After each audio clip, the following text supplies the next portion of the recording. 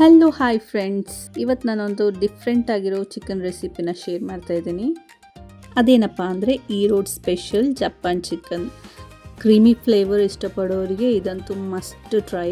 ನೋಡುವ ಅದೇ ಹೇಗೆ ಮಾಡೋದು ಅಂತ. ಮೊದಲು ಕನ್ವೀನಿಯಂಟ್ ಆಗಿರೋ ಒಂದು ಪ್ಲೇಟ್ ಆರ್ ಬೌಲ್ ತೊಗೊಳ್ಳಿ. ನಾನಿಲ್ಲಿ ಫುಲ್ ಚಿಕನ್ದು ಬ್ರೆಸ್ಟ್ ಪೀಸಸ್ ಡಿಪ್ ಆಗುವಷ್ಟು ಕಾರ್ನ್ಫ್ಲೋರ್ ತೊಗೊಂಡಿದ್ದೀನಿ. ಯಾಕಂದರೆ ನಾವು ಇದಕ್ಕೆ ಬೋನ್ಲೆಸ್ ಚಿಕನ್ ಮಾತ್ರ ಯೂಸ್ ಮಾಡ್ತಿರೋದು.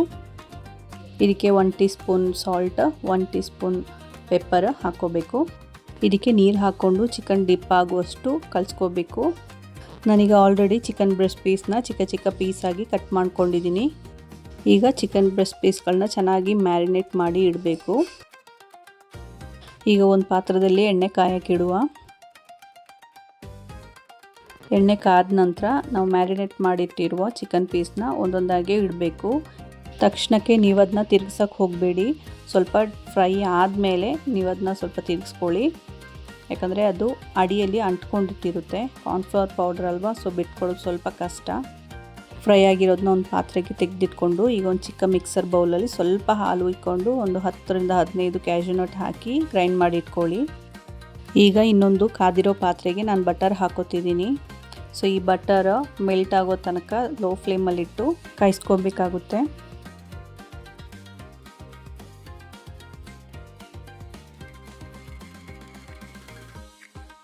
ಈಗ ಇದಕ್ಕೆ 5 ರಿಂದ 6 ಬೆಳ್ಳುಳ್ಳಿ ಎಸಳುಗಳನ್ನ ಕಟ್ ಮಾಡಿ ಹಾಕೋತಿದ್ದೀನಿ. 2 ಹಸಿಮೆಣಸಿನ್ಕಾಯಿ ಕಟ್ ಮಾಡಿ ಹಾಕ್ಕೊಳ್ತಿದ್ದೀನಿ. ಇದು ಸ್ವಲ್ಪ ಫ್ರೈ ಆಗ್ತಿದ್ದಂಗೆ ಕಾಯಿಸಿರೋ ಅರ್ಧ ಲೀಟ್ರ್ ಹಾಲನ್ನ ಸೇರಿಸ್ಕೋಬೇಕು.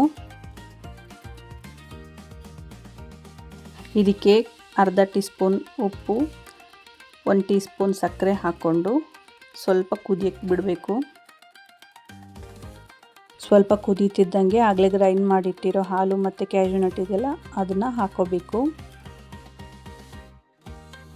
ಈಗ ಚೆನ್ನಾಗಿ ಮಿಕ್ಸ್ ಮಾಡ್ಕೊಳ್ಳಿ. ಈ ಮಿಕ್ಸ್ ಮಾಡ್ಕೊಳ್ತಿದ್ದಂಗೆ ಒಂದು 5 ರಿಂದ 10 ನಿಮಿಷದೊಳಗೆ ಇದು ಸ್ವಲ್ಪ ಒಂದು ಮೀಡಿಯಮ್ ತಿಕ್ಕಾಗಿ ಬರುತ್ತೆ. ಹಾಗೆ ಇದ್ರದ್ದು ಇಂಗ್ರೀಡಿಯೆಂಟ್ಸ್ ಎಲ್ಲ ನಾನು ಡಿಸ್ಕ್ರಿಪ್ಷನಲ್ಲಿ ಹಾಕಿರ್ತೀನಿ, ನೀವು ಚೆಕ್ ಮಾಡ್ಕೊಳ್ಳಿ.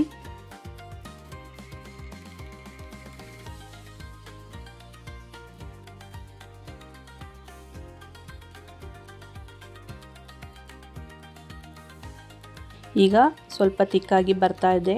ಆಗಲೇ ಫ್ರೈ ಮಾಡಿ ಇಟ್ಕೊಂಡಿರೋ ಚಿಕನ್ ಪೀಸ್ಗಳನ್ನ ನಾವು ಇದಕ್ಕೆ ಹಾಕ್ಕೊಳ್ಳುವ.